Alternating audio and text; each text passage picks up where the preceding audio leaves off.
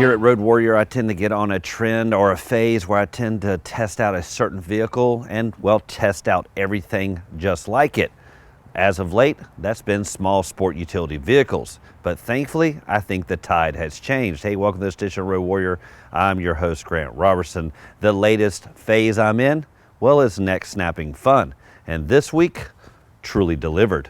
What lies before you is the premium brand from Hyundai, specifically the 2020 Genesis G70 Sport model. Now we'll get into the performance in just a second, but where it begins is in, well, curb appeal. Now what I like is, well, it starts off with a traditional, somewhat sedan exterior. Well, that quickly evaporates once you get past the four doors with the vents on the side, the blackened wheels, the open face rims, of course, and the red brake calipers. That all hints at what lies beneath that hood. For the premium brand from Hyundai to compete with the likes of Lexus, BMW, and Mercedes, well, it all starts with profile, because really this vehicle has to deliver. What I'm referring to is delivering that premium look, that quality, that essence that it belongs. After all, it is a nice bargain deal, but it's not cheap around the edges. Just gives you a little bit more bang for your buck. Now let's look at the numbers. Overall, about 184 inches. Wheelbase, fairly stretched at 111. As for the width, about 72 inches wide. But a big, small number to think about is height, around about 55 inches. And with my 6'2" frame, a lot of people question, could I flip, fold, and even get inside? And the other number to really think about when you think about ingress into a vehicle is ground clearance. And I dare say that it isn't measured in inches here, but rather yet millimeters, because, well, it is fairly snug and truly rooted to the pavement. Now the G70 follows the standard styling cues when it comes to a sport model, basically giving it a somewhat widened footprint there at the back end visually, really with the tapering of the cockpit as it sweeps to the back, really flaring out over the rear haunches. Of course, the roofline really raking there to the back to a very stout rear end.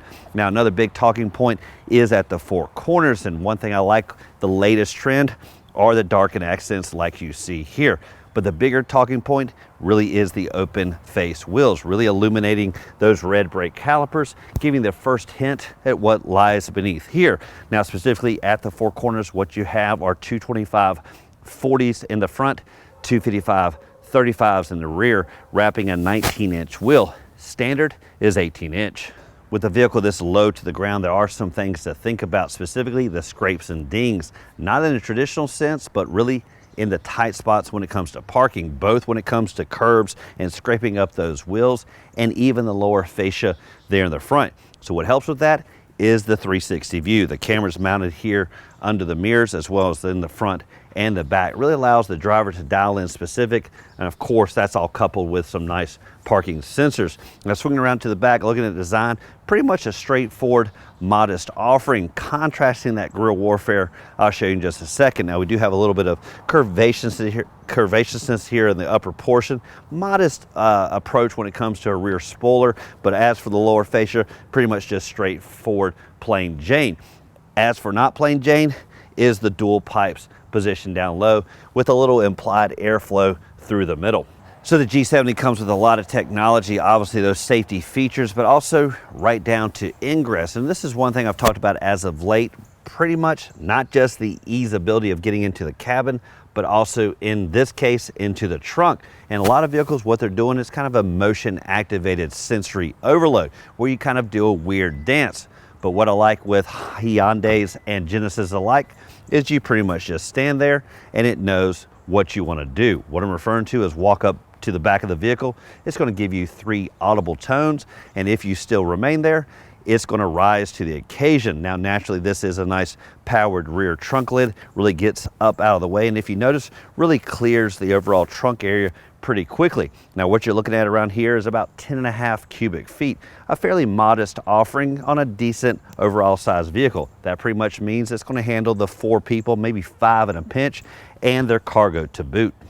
Now, another nice feature you're going to find is under the rear cargo floor, specifically a spare tire. Other nice features is the cargo net. It's going to hold things in place because, as always, things are going to slide around in the trunk area. So a nice netting that goes over top holds everything nice and secure. Now, when you walk away, you can simply just press the button right here. It closes the rear deck lid automatically. Now, another big point to talk about is ingress, and what's helpful here on the G70, they do have the smart key system. Pretty much walk up to the front doors, press the corresponding button, unlocks the vehicle with ease. Now, it is a two-step process when you're at the driver's side. On the passenger, just a single press unlocks everything. Another security feature I always want to talk about is the fill up. Now, here on the Genesis, what it delivers is it's locked all the time. When you do want to fill up, just simply hit the corresponding button there on the dash and this pops open with ease. One thing to also note is it is still a cap system. Oftentimes when I describe grill warfare, no longer is it about truly the grill, but really what's going on around it. But dare I say, here on the G70, it is literally the grill that sets the tone. You can see it with this nice darkened accent, non-traditional when it comes to what everyone thinks is a nice chrome accent. This going with more of a darkened approach, really with this nice crisscross pattern. Of course, tons of technology up here to improve safety and make this vehicle top notch and run with the big boys. But look at the other features, of course, chiseled to perfection. This is where you're going to see a little bit of the somewhat modest approach on the profile, really steps up here at the front end. Now, there's no true curvaceousness when you get around to the curve of this front end. Really, as you sweep to the front, blunt force trauma straight across. Now, you do have some nice lower fascia, which again I mentioned earlier, with the stance of this vehicle being so low, definitely an impact zone. So you want to stop short of anything that this vehicle could come into contact with. Of course, you got lower lighting as well as plenty of airflow all the way across this front end. The big story for the G70 is what lies beneath the hood, and after a little release here on the lever, well, the hood reveals what lies beneath. Now, specifically what you're going to find on this particular model is the 3.3 liter twin turbo V6. Now, that's going to deliver around about 365 horses and 376 foot-pounds of torque. Now, this was the rear-wheel drive model, but there is an option for all-wheel drive as well. Now, if you want to opt for the somewhat more anemic engine under the hood, that's going to be a 2.0 liter turbocharged inline four-cylinder. That's going to deliver 252 horses and 260 foot-pounds of torque. Now, the engine is coupled to an 8-speed automatic transmission, but you can opt for the 6-speed manual on the 2.0 liter rear-wheel drive version.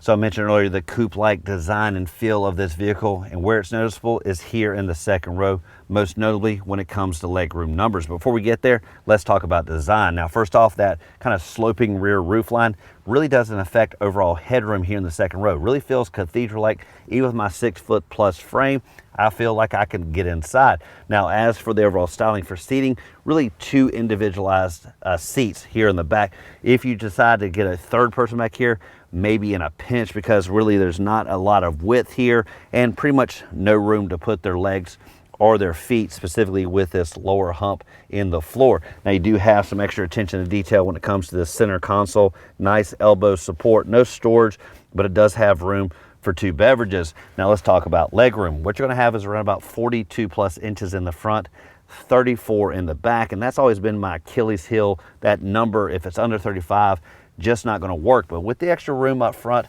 most occupants can afford to slide forward. But one thing I did note is if you have a taller individual in the front like me and the seat is lowered, well, one thing to be wary of is squeezing your feet under those front seats. I almost got myself stuck in here doing the show. What ended up happening is got my feet under there and pretty much got them wedged because there was no room really to pull them back. What I had to do is pretty much reach over, slide this seat forward to remove myself, extract myself here from the back seat. So one thing I suggest is make sure there's, well, at least enough room to get in and out. Now, with Hyundai being the family brand and, well, Genesis being the premium version, I didn't see a lot of carryover except when I looked to the infotainment system. Pretty much straightforward from Hyundai. That's one area I wish they would improve on the Genesis model, is pretty much get rid of what they deliver and come up with their own model. Now, looking at this, we do have a nice split zone system, really touch sensitive, really dials into specific when you click on it. It does have a shortcut up here, obviously, to go back to home screen, but it is pretty much straightforward and limited and, well, just not, to me, up to date. Now, one thing to note, down below we do have this camera mode button that I've seen in a lot of vehicles. Typically, even in park, when I press this screen will change, but in this case it just didn't until I put it in drive or reverse. Now, what I do like is it does have multiple camera views. You click here, gives you a really specific viewpoint of what's going on. Obviously, this is the driver's side left of the vehicle and really allows you to kind of watch out for the scrapes and dings like I mentioned earlier. Now, a lot of premium vehicles, one thing they do for the infotainment system is put a control knob here that relates, but not the case here on the G70. Instead, just going to be touch sensitive interactive. What we do have here is a control knob for the driving mode, and what's great is you have several driving components. You have Smart, Econo, Comfort, Sport, and Custom, and really all that relates right to the screen and lets you see exactly what is being changed as you scroll through it. Now, what's great is when you put this into the sport mode, it goes over to a dynamic red visually, lets you know, well, you're about to, well, have some neck snapping fun. Even carries over right to the gauge cluster. Now, one problem I find on a lot of vehicles really is when it comes to setting the radio or the cruise control. Sometimes those controls are darkened, hard to find, maybe positioned down here on the steering column. But for the G70, everything positioned right here on the steering wheel and backlit to make things so much easier. And on the left side, it's going to be entertainment controls, nice rolling knob for the volume, makes it feel so much more premium. Here on the right side, cruise settings as well as gauge cluster changes as well. Now, for the cruise, you do have the adaptive cruise control, allows the vehicle to set the pace with traffic. As traffic frees up, obviously it's going to go back to the cruise you set. Now, for the gauge cluster, I gave you a sneak peek just a second ago. You do have a standard analog tach there on the left and an analog speedometer there on the right, but the big readout is there in the middle. Nice digital read. Even better is it does have heads-up display as well. For climate control, you're going to find nice symmetric knobs right across the middle. All the other mode selects nice and positioned around that. Basically, heated steering wheel, heated and cooled seats for both occupants, only heated there in the back seat. Other modes positioned down here as well as here. Now, fan selects in the nice form of a knob, which I prefer, as well as setting the temperature for both occupants. Now, this does relate to the screen up above, kind of in a small fashion right across the top.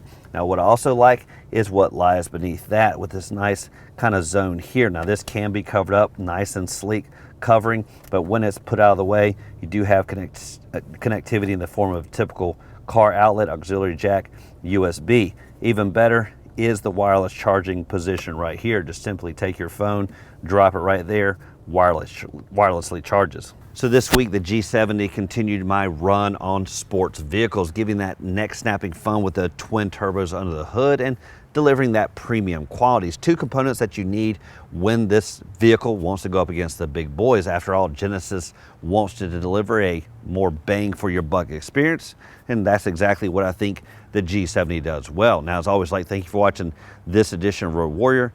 Keep both hands on the wheel and eyes straight ahead.